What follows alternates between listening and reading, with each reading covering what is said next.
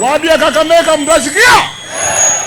Mimi saa hii, mimi nasikia ati kuna mzee mmoja kutoka huko chini ndiye alinyang'anya Edwin Sifuna chama. Mnamjua?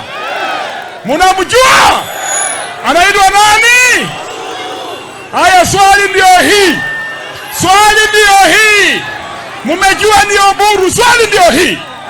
Tukichukua saa hii nyumba moja hapo mbele, tuchukue ingine hapo chini, alafu hiyo nyumba mbili tutafute warembo wawili tuweke huko na huko, tuchukue Sifuna tuweke hapo na huyo mzee tuweke hapo.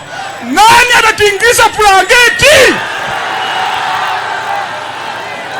Harambe! Mnaniona vizuri? Wasichana warembo mko hapa? Tuko na warembo. Mko na warembo hapa? Warembo, hii ndio siri. Kuanzia leo, warembo wa Kakamega, ukikuwa na chali yako na umuulize asema yeye ni watuta, mwambie huko kwa period. Wananifinya makende. Harambe! Huyu Sifuna, hii mwili yake inatosha kulala kwa kitanda ya State House.